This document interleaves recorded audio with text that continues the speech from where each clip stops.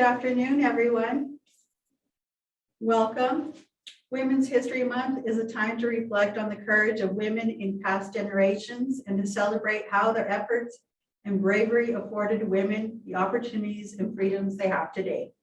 Herizon is a 2022 American Indian Youth Literature Award winner for the Best Picture Book. It's a story of female empowerment and intergenerational strength. It details the journey of a young Diné girl as she helps her grandmother retrieve a flock of sheep aided by a magical scarf. In an age that has seen the election of the first female vice presidents and the first Native American Secretary of the Interior, Herizon speaks to the power of the movement, of the moment, and honors progress and persistence. Welcome author Daniel Vandever and illustrator Corey Begay. Thank you guys for joining us today. Yeah, thank you for having us, and thank you for everyone who came in attendance. I think it's an important month to celebrate, just because I don't think any of us would be here today if it wasn't for our women, our mothers, grandmothers, sisters, cousins, all of the above. So we really appreciate the time to speak with everyone who's able to join us today. My name is Daniel Vandever, and I'm the author and publisher of Herizon, which, as was mentioned, was the 2022 American Indian Youth Literature Award Best Picture Book. And I'm joined here today by Corey, who is the illustrator of the book. If you wouldn't mind just saying a quick hello so we know who he is as well. Good afternoon, everybody. My name is Corey Begay. I am from the Northern Arizona area, Tisto, Delcon area. And yeah, good to be here and speak with you guys today. So we're going to be giving a presentation today on honoring our female relatives, which we did intentionally through the book Herizon, but really through our collaboration since we started working together back in 2017, when our first book, Fall in Line Holden, was published through Salina Bookshelf. And so you'll see our two books here on the screen. To the left is the first collaboration we worked on together, which was Fall in Line Holden, what was written and illustrated by myself, but then really Corey played an instrumental part in bringing it to life. That was a 2018 American Indian Youth Literature Award honor book. And then most recently, our Best Picture book with Herizon. And so if we have enough time, which I think we do, I'd like to go ahead and read each of them with all of you guys who are joining us here today. Just because I don't think Herizon could have happened without Holden. And both of them really kind of speak to our unique history. And so I really do appreciate the invitation extended to us by the Octavia Felon Library and all the organizers who coordinated this wonderful event. Introducing myself, Irish and Schley, Kiani Bushes Chin, Irish Dashache, Aro Tachini Dashanella. I always like to introduce myself in Navajo because if we're talking about women's history, I think it's important to note in Navajo culture, we get each of our identities through our mother. And so my very first clan is I'm Irish, and you'll see a picture of me and my mother right here off to the left. That's who I am. There's me as a young kid with big old chubby cheeks. This is my first clan. My second clan is I'm Kia'ani, so I'm not sure if there's anybody in the audience who's Kia'ani, but that comes from my father by way of his mother, and you'll see a picture of my grandmother over here to the right. Her name is Bessie Desiderio Vandever, and she was Kia'ani, which is the Towering House clan. My third clan is I'm Irish from my mom's side, and then my fourth clan is Tachini, which comes from my paternal grandfather, who you'll see a picture of here to the right, who he gets from his mother. So as you can see within the structure of what makes an individual, it always comes from our mothers, which I think is important to note, especially with this month. And none of us, as I had mentioned at the start, wouldn't be here if it wasn't for the females within our lives. And I'd like to kind of really highlight and really pay tribute to that. And I think this was a big reason behind the writing of our first book, Fall in Line Holden, is because that was a period in time where that structure, that family unit was really kind of attacked in a sense through education. Boarding school era education, if you didn't know, was a coordinated effort to really westernize many Indigenous, Native American communities in really addressing our identity. They had this saying, kill the Indian, save the man. Corey, do you think you can pick up? Of education that really addressed our identity. So for you all to really understand. Daniel, really quick, if you want to back up, you cut out. About 10 seconds ago, maybe. Okay, let me reverse real quick. What I was just basically saying was that boarding school era education was something that I wanted to address with the first book, which is all about identity and who you are and remaining true to yourself. And so to begin and kind of further our introduction, I'm going to do a quick reading of Fall in Line Holden. As I mentioned, the line of shelf. So if you're at home or in Miss Yazi's class or any of our visitors, I'd like you guys to read along with us. There's a big secret to it, though, that this book isn't titled Fall in Line Holden.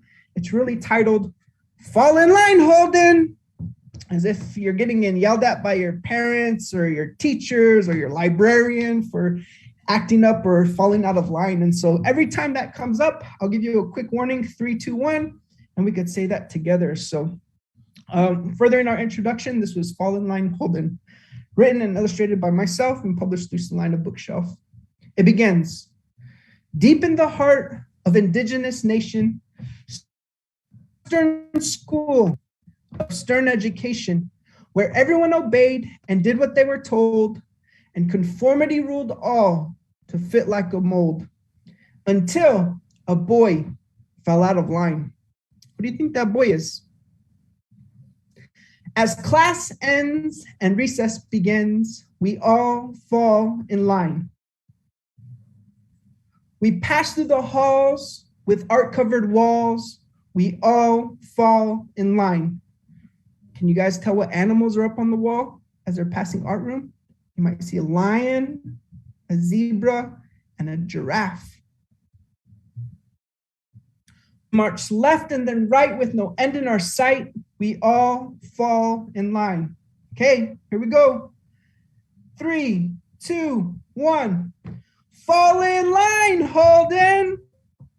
And you could see, whereas all of his classmates were passing by the beautiful artwork, when Holden was passing by, they actually jumped out at him and they came to life. And you could see the animals we just saw, right? We see the lion, the zebra, and the giraffe. We bypass the laughs of the custodial staff. We all fall in line.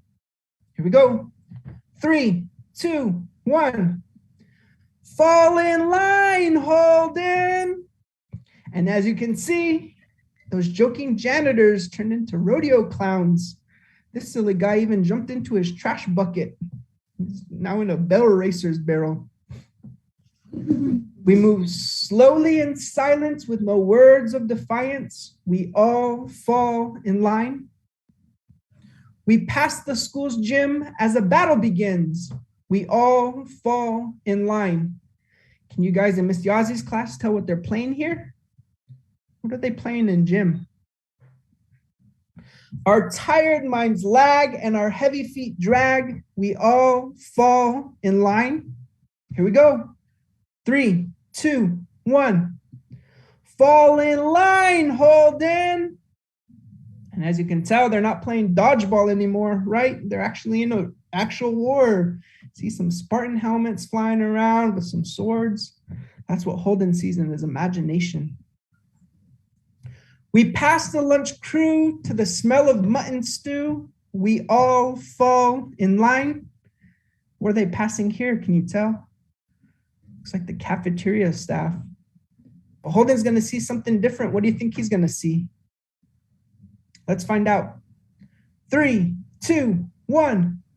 Fall in line, Holden.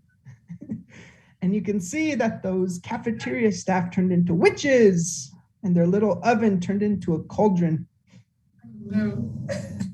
We do as we're told and don't dare to be bold. We all fall in line. In respectable fashion, we pass the lab's distractions. We all fall in line. What are they passing here? Looks like the computer class, right? And though our backs ache, our spirits never break. We all fall in line. Here we go. 3, 2, 1. Fall in line, Holden. You can see that he sees a spaceship. All of those computer screens came together and the two little boys turned into astronauts. This guy's even hanging upside down, probably has a head rush. Our class rambles on to the band's rhythmic song. We all fall in line. You see they're passing music. What do you think Holden's gonna see? 3, 2, 1. Fall in line, Holden. You could see that they're now jamming out. They're not singing in single file line anymore. Got a drummer over here, a trumpet player, and all those music notes turned into birds. With the playground in sight and just a glimmer of light, we all fall in line. But as we reach the door, we can't take it anymore. And we all fall out of line. And you could see that they finally made it to recess. And if you paid really close attention, you could see all of Holden's friends join them outside, including the zebra from the art room. We see the flying witches from the cafeteria. There's the joking clown from the janitor's closet. There's those birds flying around. And then Holden finally arriving too. So the whole point behind this book was really to promote our individuality, what makes us unique. Hopefully you're not trying to be like all your classmates or everybody else. You want to, really appreciate and value yourself for who you are. But as I mentioned, it was really about valuing ourselves and our family unit and our structures, because a lot of that identity was lost over time. Fortunately for me, I was raised in a traditional household where my grandmother still practiced weaving. So we were grown up as sheep herders, and it was our responsibility to go out and herd all of our sheep. So every morning at 6 a.m., before the sun was even coming up, we'd let out the sheep and then go herd them out into the pastures all the way until sundown. And so we'd be sent off with our sandwich, our milk gallon full of water. And that's what we would do. And it's very important for our family because, that's how my grandmother made her money. And she would, shear the wool every spring and then turn that into yarn. You can see a picture of my grandmother up here in the top right corner doing some of the spindling of the wool. And then she would create that wool to create these beautiful rugs, which you see off into the far left. And to me, this was really important to me, and I think was a big part of who I ended up becoming as a writer. I wanted to write a story, which we're going to get into next, is Herizon, that spoke to this upbringing.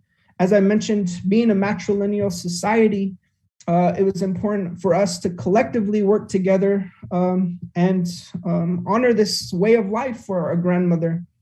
And really, I wanted to write Herizon, which is the next book we're going to be reading, to provide inspiration to my nieces. If we're talking about women's history and valuing those that came before us, I really wanted to write a book that spoke to relationship and sustaining the ways of my grandmother and her teachings. You'll see a picture of my niece, Essien, off to the left with my grandmother, with our sheep corral back in Haystack, New Mexico. She always grew up wanting to be like my grandmother. She'd even wear that little sani scarf that you'll see here to the left, like my grandmother. And like I wanted to use this book as a source of inspiration, something that they could look to, like Holden, which they could value their own identity in growing up. And so that's why I had written the second book, which I'd like to do the reading next, which was the inspiration behind Herizon. So we're going to do another reading here of Herizon. This is a wordless picture book, so it is a little bit different from Holden in that there are no words in the entire book. So what we have to use is two things. One is our imagination, and then two is our eyes. So I'd like everybody in the audience to really put on their looking goggles and use your eyes to break down what's going on. So if you're to be looking at this cover, what are some of the things you might see? And if you're in the Zoom, maybe you could use the chat box to do an answer. And we could guide it. I usually like doing really interactive readings. One of the things you might notice, and we got an answer in the chat. Oh, I'm sorry. She's just saying,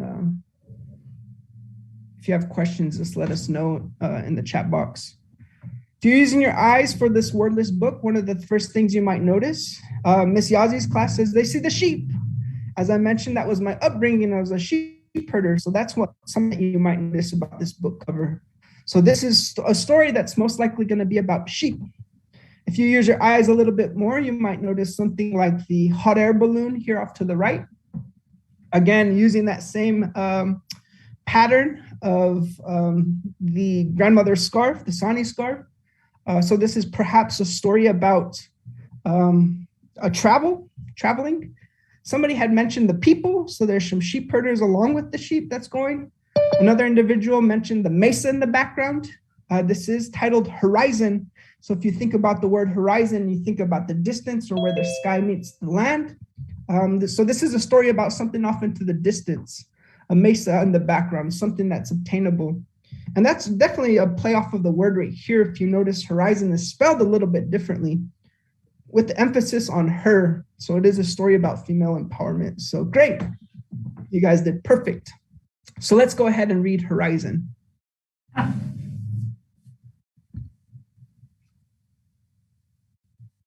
So the story begins here. If we use our eyes, what are some of the things you might notice? One of the first things that I noticed right here is maybe this lady right here. Can you tell who this is?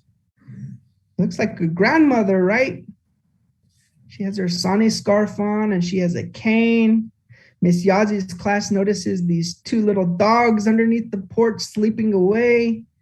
Somebody had mentioned that there's a sheep herder perhaps here indoors. It looks like a little girl.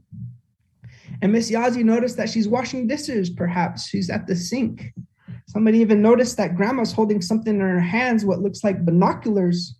So maybe she's looking at something in the distance, that horizon we're talking about. Let's see what she's looking at. And you could see that she's looking at the sheep, but it looks like her sheep herders aren't doing what they're supposed to, are they? What are they doing? It looks like they're sleeping on the job. Miss Yazi's class noticed that there's a couple of lazy boys there. What do you think grandma would think about that, especially as you see the sheep wandering off? Looks like grandma's using her cane or her gish right here to capture the girl's attention indoors. And if we look closely, we could see that she is washing dishes, just like Mrs. Yazi's class said. There she is next to the bowls and the dishwashing soap, but it's getting her attention. So it looks like she's drying off her hands. If you're washing your dishes, you might have some wet hands. And what does grandma do? Looks like she gives her binoculars, right? What do you think grandma's saying to the little girl right here? What do you think she might say? Let's see what the girl sees.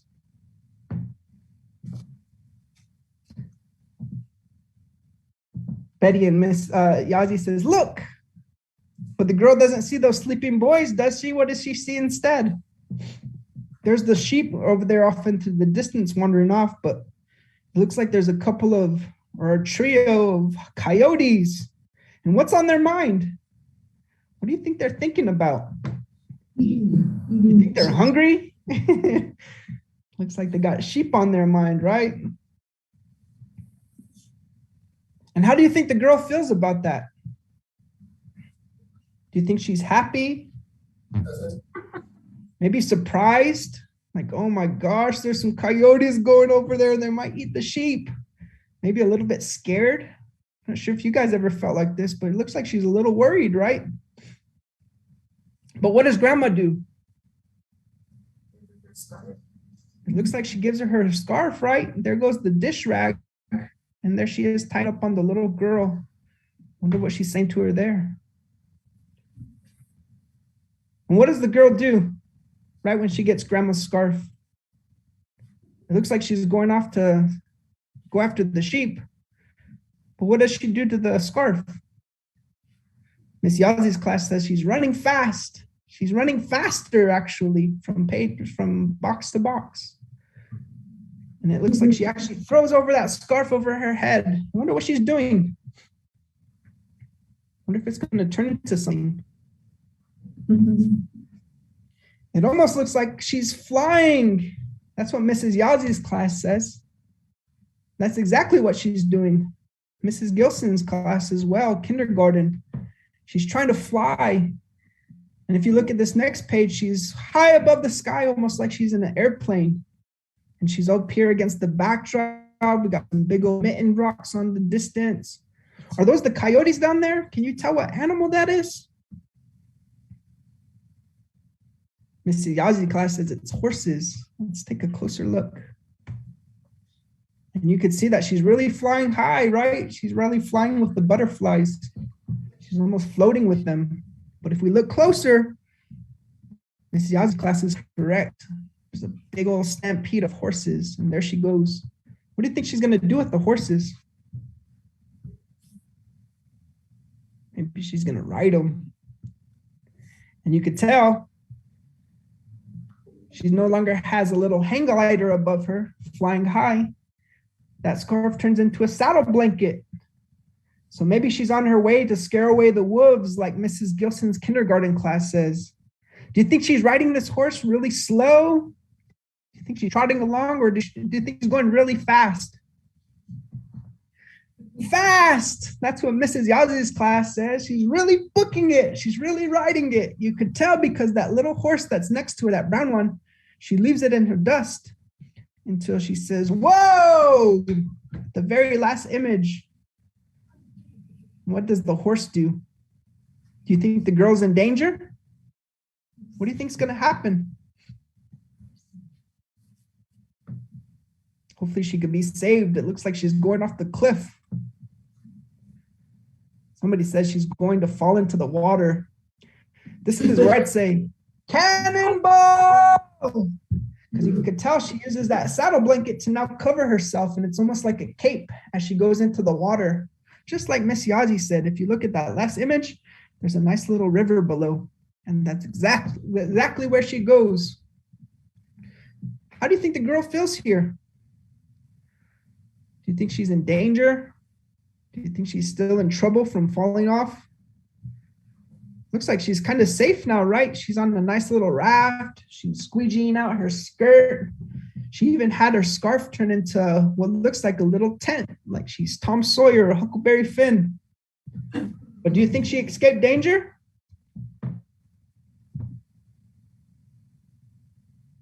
Uh-oh. Here. Looks like there's a big old waterfall. She didn't escape danger at all. There's even more danger on her horizon. She's nearing it really close, but what does she do with that scarf? What does it turn into next? It's no longer a tent, right? Miss Yazi's class says it's a magic carpet. This is where I'd probably be singing, "A Whole New World." She's flying high, and you could see that there she is escaping that big old river that's below in the canyon. Now she's flying high above what looks like Canyon de Chelly, if you guys ever been to Chinle. And it's almost like she's revived and having fun. She's even flying around Spider Rock, if you've ever been there. This is an actual place in Arizona. And here she is flying high up with the birds, but against the cliffs. Looks like she's saved by that magic carpet. Now where is she going? Maybe she's getting a little bit closer to the sheep because it looks like she's starting to come down, right? Miss Yazi's class says it looks like she's almost falling. I wonder what that carpet, magic carpet's going to turn into next. What do you guys think? Parachute. Maybe a parachute. That's what Mrs. Yazi's class says. If you've ever played Fortnite, it's like she's on a glider. She's coming down. She has 4 hands on the corners, and she starts to descend. You can even tell it by the mountain that she's flying next to until we actually see the top of the trees. And who do you notice here? Who do you recognize? We notice the sheep and the shepherds from Miss Yazi's class. Here comes the sheep, and then there goes the lazy boys hiding underneath the tree, sleeping away. We might also know the coyotes here off to the side. And then there goes the girl with her glider or her little parachute coming down. Do you think she's going to make it in time? Now what does the scarf turn into? It's a slingshot now. She's saying, not today, coyotes, not on my watch. And she's staring them down. She even shoots a little pebble or a rock over them to scare them off. But if you notice, there was 3 coyotes. We only see 2 in this picture. I wonder where that other one went. You could even see one of the sheep running away. There's the other coyote. What does that scarf turn into now? Looks like she's a rodeo cowgirl, right? Mrs. Yazi's class says it's a lasso. And just in the nick of time, it looks like she captures that sheep as it turns, as the coyote's making a swipe at it. And just for good measure, what does that scarf turn into next? It looks like a nice little whip from Indiana Jones. And just for good measure, she hits that coyote on its bottom as she chases him off. How do you think the girl feels now as the coyotes go running off into the distance? Do you think she's still a little bit worried or scared? Or do you think she's tough like grandma? She has her hands on her hip. She's maybe even a little mad, like Miss Yazi's class says, saying, get out of here, coyotes. And what is she doing with her cousins here? What do you think she's telling her cousins? Betty says she looks tough. Sense into the. She's saying, you need to wake up and go home. Get up with your bushy hair. You're sleeping on the job. And now what do we notice? Remember the cover? It looks like we see the sheep. And we see the sheep herders. There goes her cousins. There goes the girl. And now we see that that scarf turns into a nice hot air balloon. So maybe she's taking her time a little bit going home, right? That she just saved the day as they're going home.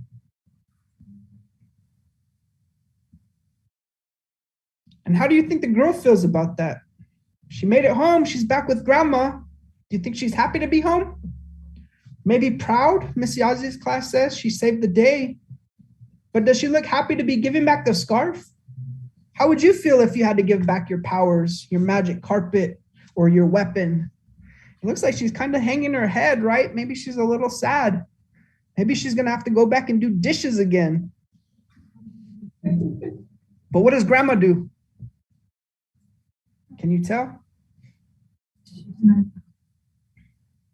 She doesn't give her back the dish rag, does she? She actually ties up her hair into a tzie or a Navajo bun in this instance. So instead of taking back the scarf, grandma turns it around and ties up her hair. Miss Yazi's class says she turns it into a Navajo bun. And we're here with the girl staying on the porch. She didn't have to go in and do dishes anymore. Here she is with her Navajo bun tied up, and she's looking off into the distance again. I wonder what she's looking at. If we look really closely in the background, you could see that those lazy boys finally brought the sheep home, and they're back in the corral. What is the girl looking at? Horizon. The horizon, yeah, exactly. And what is she doing with her bun? Looks like she's tying it up, right? Ready to go back to work. What do you notice in here? Do you see some of the characters that we saw in the book? You might notice that she's probably looking down the coyotes. So maybe instead of having to go back into the home and doing dishes or cleaning, now she's going to be a shepherd again. So maybe she's going to go back and protect the sheep from the coyotes from here on out. You notice the butterflies floating around. Remember, she was flying gracefully with them when she was on her hang glider. You might have noticed the wild stampede of horses off into the distance. Somebody said that we see window rock in the distance. So maybe she's going to work in government. Perhaps she's going to be the next president of the Navajo Nation. Could that be something she could do? You might notice the casino as well. Maybe she's going to protect her community and maybe fight off maybe that from people spending their money there. Do you notice anything else? Germs. Somebody noticed this big old coronavirus strand here. Perhaps she's going to be a doctor. So now that she conquered the coyotes, maybe she could go back and conquer coronavirus within her own community and be a doctor. You might notice there's a windmill here, or a solar windmill. You might notice the big old cell phone tower. Perhaps she's going to bring internet to her community so people can, be able to join and communicate like we are here today. So you notice her looking off into the distance. You notice her looking off into the horizon, and her future is perhaps bright now that she's grown and she helped her grandmother accomplish that. And so that's how the book ends right there, is her looking off into the distance, ready for her next adventure. As was mentioned in the beginning of this presentation, I wrote the story Herizon as something that's in the distance, something that can be obtained, but really it's the time and the essence of what's happening now. In the period of having the first female vice president, if you guys know Deb Haaland, our first vice president with Kamala Harris, but then also the first Native American Secretary of the Interior with Deb Haaland being sworn in. And if you look at her mask, what is that? It's protecting her during coronavirus. It's that Sani scarf design. This is the period of the now. I think it's a really important time to be a female, is because the possibilities of what you can be and what you can achieve are endless. We're in the period where we had the very first female Caldecott winner with Carol Lindstrom and Michaela Goad for their book, We Are Water Protectors. That was achieved by a female illustrator and author. And then you look at a lot of the work that's happening in our community, work of organizations such as Native Women Lead, or like the Navajo Hopi COVID relief effort, is all being driven by female leaders. And I think that's something that we wanted to pay homage to in this book, and that it's very important that we provide these opportunities to our sisters, our daughters, our mothers, because that wasn't always the case. And we're really wanting to use this book as an opportunity to advocate for a better tomorrow. A big part of that, especially within the book, was honoring Mother Earth as well. So if you notice that a lot of the landscape in the books are real places, you could visit them and actually see where she was traveling, such as Monument Valley up in the Four Corners area, those Mitten Rocks when she was with the wild horses, or the Grand Falls area of Arizona where they had the waterfall, or the Little Colorado River that's over in Arizona as well, and then Spider Rock with Canyon de Chelly. And so all of these images really were, in essence, a character in itself in helping the girl with her journey. So all of these elements came together and was kind of thought through diligently and strategically to speak towards this role in empowering a future that's inclusive of everyone. And so that's why we've written Herizon. And so I'm talking a little bit too much. I want to give time to Corey to really express how he had inspiration with his own females in honoring them through this book as well. So if Corey can talk about his illustrations a little bit more and what inspired him, because as I mentioned, he did all of the illustrations in the book. Hey, good afternoon again. I wanted to introduce myself again. My name is Corey Begay. Shihin Shlado being between Yashin, although Torage in the Dashachedo, touching the Dashanella, quote out in the Shle. Again, I'm from the northern Arizona area, in a community called Tisto. Delcon's a little larger and more well-known, so near Delcon and Hopi.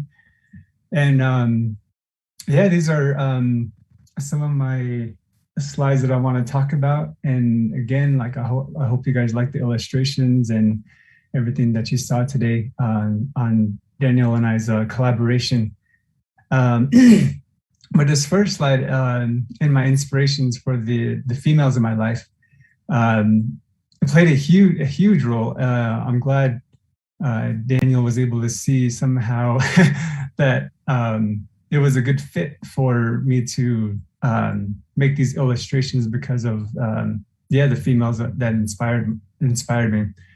And in a way, you carry that with you, and you can kind of get a vibe or energy from different people of how you respect those who who you grew up with or who taught you. And for me, when I met Daniel, we got along really well because we had a lot of respect for each other and respect for a lot of things and different movements that we were a part of, and we both shared a common interest in educating our youth and community and doing community work, community building. And that's where I like to place my artwork, is to not only like always worry about selling artwork, but to use my artwork to teach. And that always came first for me, rather than big fame or big museums or this like that type of scenario.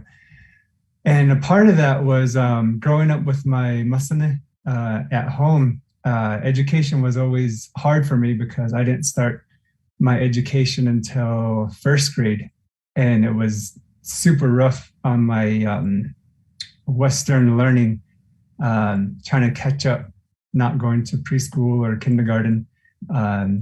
And my family knew that somebody needed to be home with my masane and to like give her company and help her, and just be that person with her while everyone was at work and my older siblings were at school.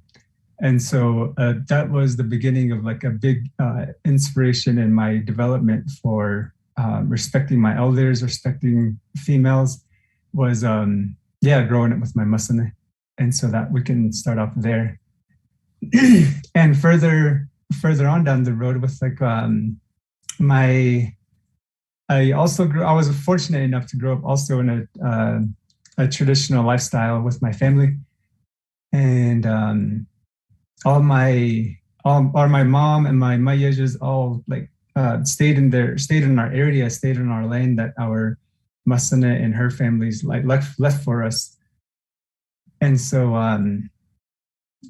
my dad would always be at work, and like all the male figures would be at work or doing something else, traveling. And kind of that's how it should be in a way. And that's how the matriarchal society comes into play, is they take care of the land, they take care of the home and education.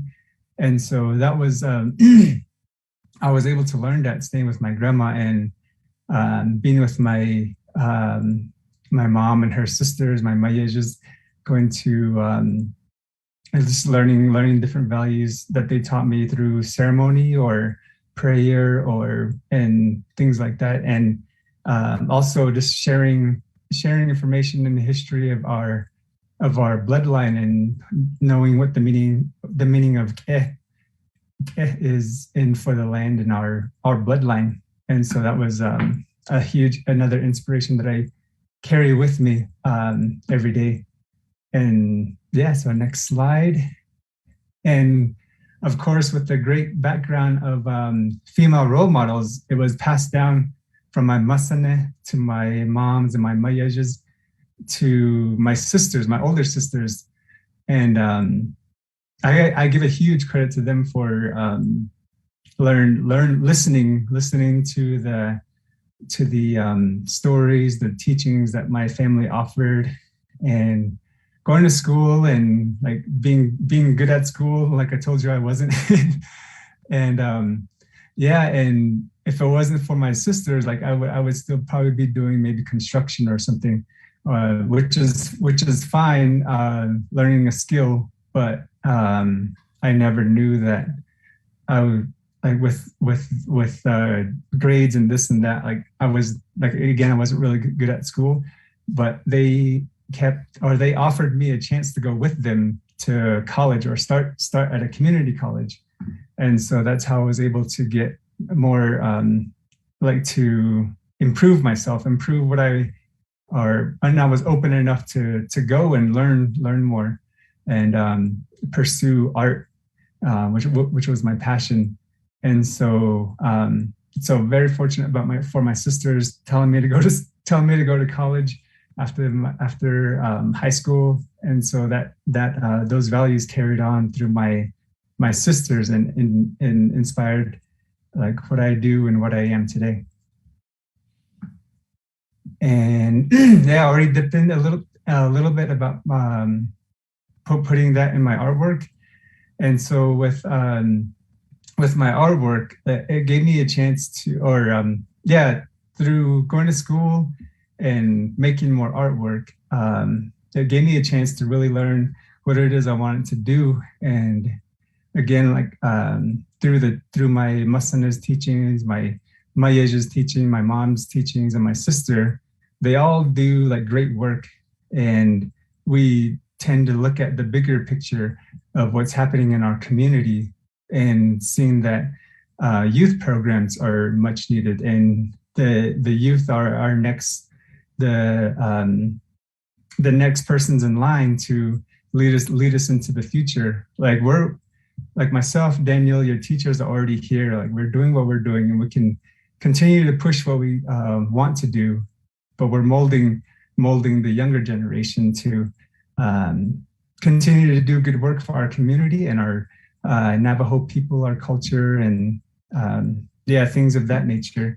And again, with my artwork, I try to focus on what matters for me instead of trying to win first place at a art show. Although I still try to, it's not of big importance if I don't.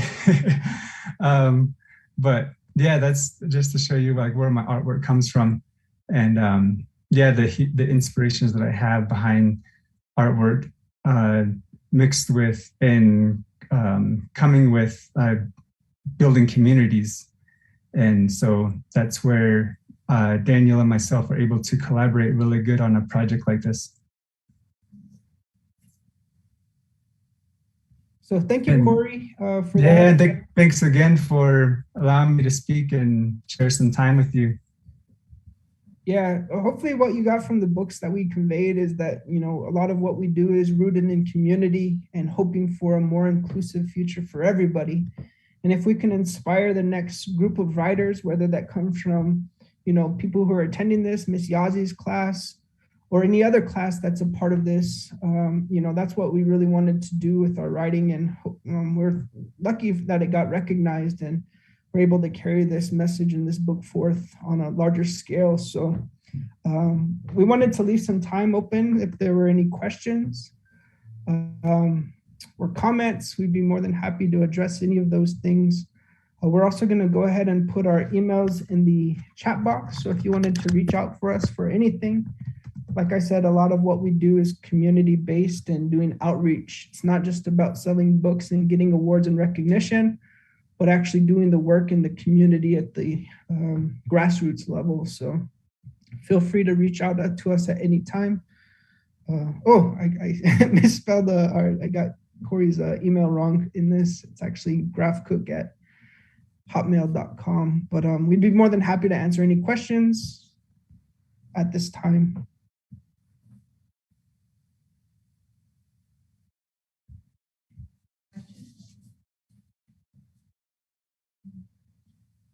Are you guys still there? There's a question for Corey. Okay, yeah, we got a question for Corey from Josh. Where did you go to school for your art degree? Hey, Josh. That's actually a long story as well.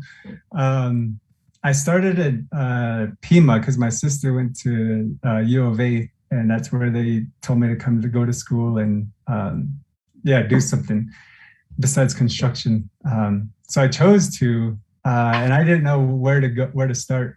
And so I thought, even then I thought I wanted to do fine art, but I didn't go that route. I stuck with general education. And then from there, still thinking I was gonna wanted to go for fine art, I transferred to CCC in Flagstaff and continued general education. And again, trying to go to places like Art Institute in San Francisco or Santa Fe, IAIA, and a couple others. Never happened.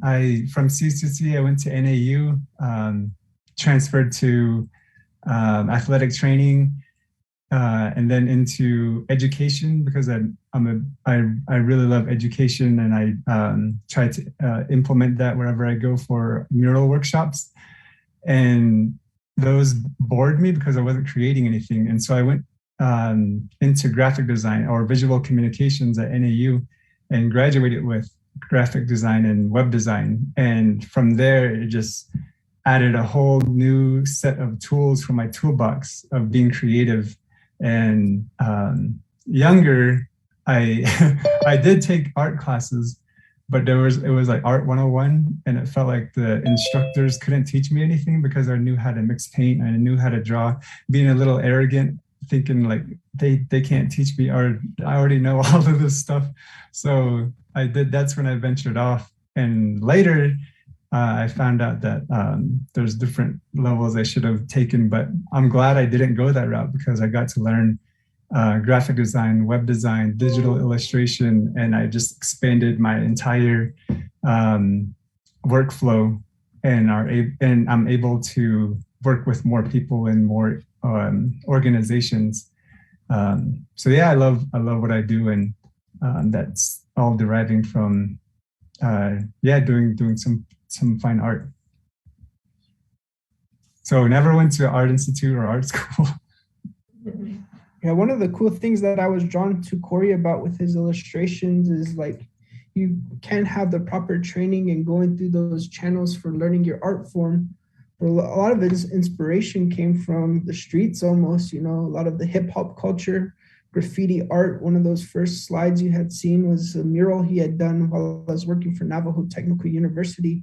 So being really diverse in your art form, really being community-based in your art form was something that really attracted me to Corey in figuring out, we have these similar interests and backgrounds within how we approach our work. And so, he had his formal education, but I think that education outside of the classroom is just as important, which I think was really appealing with his type of art form. Miss Yazi's class had asked, how long did it take you to write Herizon? My first book was Fall in Line Holden. I wrote it for my nephew. And after it got published, probably not even a day afterwards, all the rest of my nieces and nephews like, hey, where's my book? Holden got one. So right then in 2017, I had to start thinking about the next one. But I always had an intention of writing a wordless book because I wanted to write a story that was for those who often struggled with literacy and those who struggle with sentence structure, grammar, all of the above, and might even be hesitant to participate in story time just because their literacy skills might not be there or their strongest suit at the moment.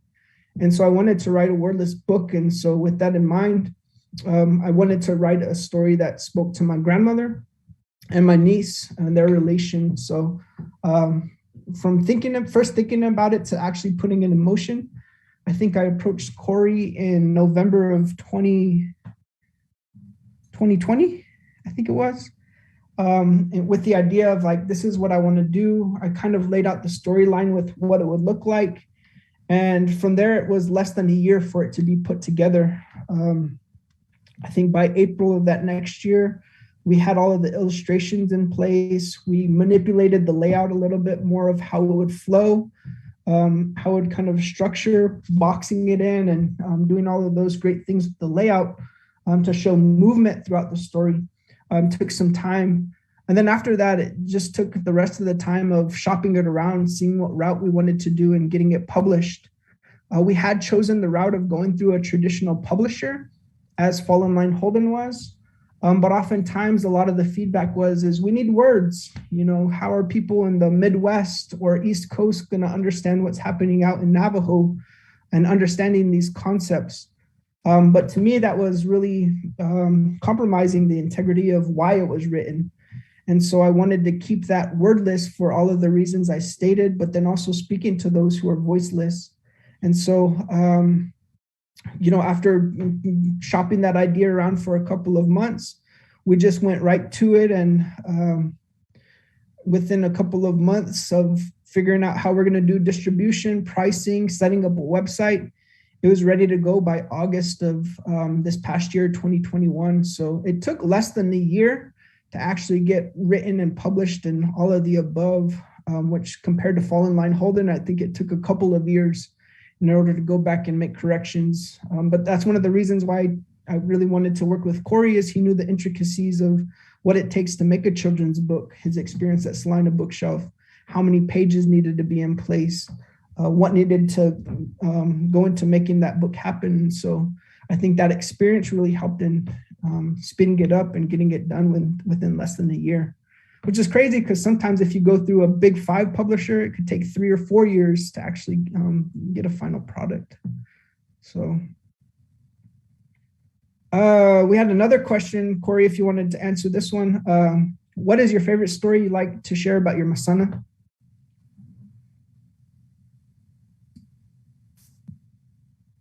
There's several, but one instantly comes to mind.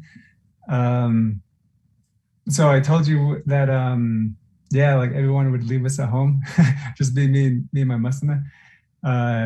And they would like they would take all the vehicles, all the rides, everything like for transportation. So we had nothing to go anywhere in.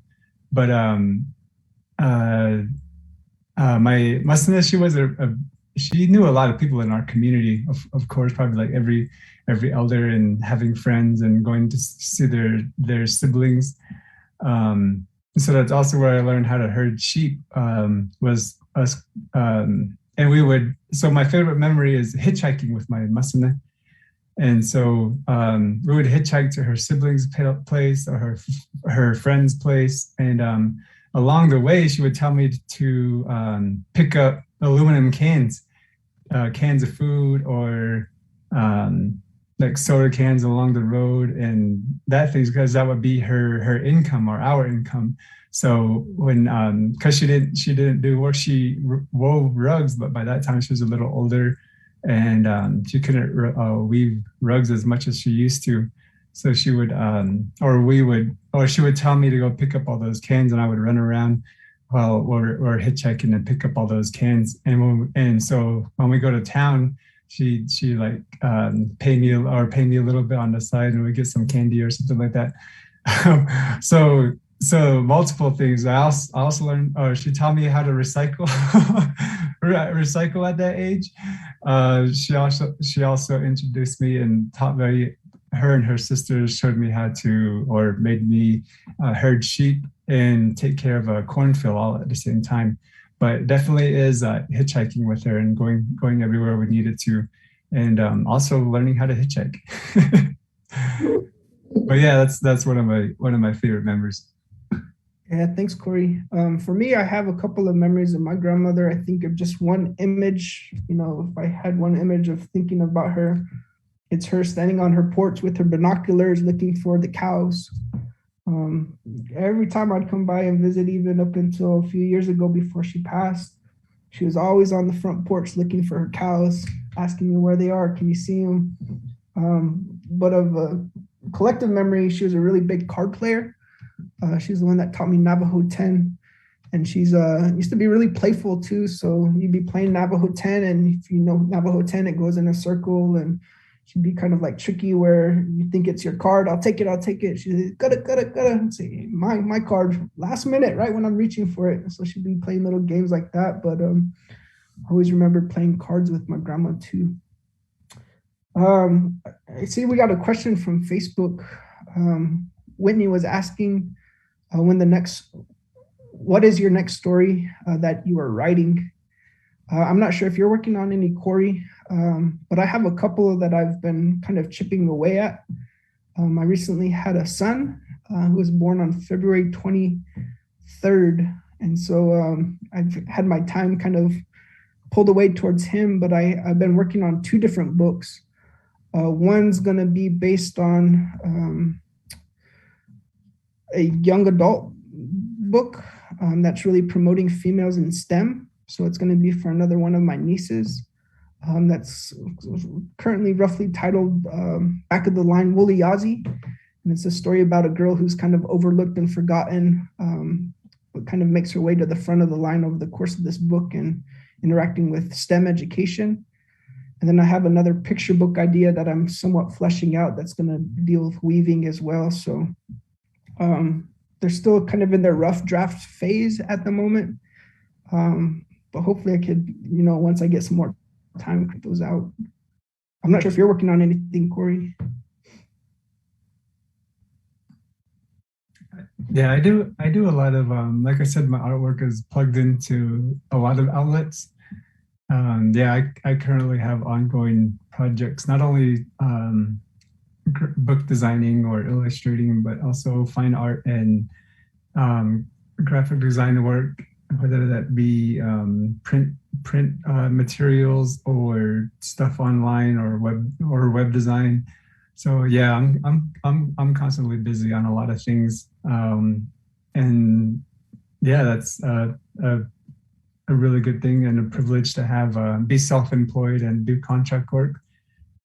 So yeah, I'm always busy. Along with that, like some book designs that I'm working on as well with other authors. Well, I see we're at the 1 hour mark, so if there's any other questions, we'd be happy to take them. But if not, like I said, I just want to thank everyone at the library for having us speak. One of the questions is my nephew's name, Holden. Yeah, that's where the Holden came from in the story for the first one. So I do have a nephew named Holden. But we want to thank you guys for having us. This is the first time I think we presented together ever. And I think that's important to have the illustrator part of these, because the story is a wordless book, and without his vision and his images and his talent as an artist, I don't think the book would have been what it is. And so I'm really thankful for Corey for participating and following through with my vision. I think when you collaborate and you have a passion for what you do, beautiful things like that happen. And so I'm really privileged that he accepted the offer and worked with me in getting it done. And that wasn't, he actually was won 2 awards in the past American Indian Youth Literature Award. He also won an honor book with the work he had done with the Becoming Miss Navajo too. So he's a multi-award-winning illustrator this past year. So again, thank you, Corey, and thank you, Betty, and everyone from the Octavia Fellon Public Library for having us. We really appreciated your time. Thank you both for doing this.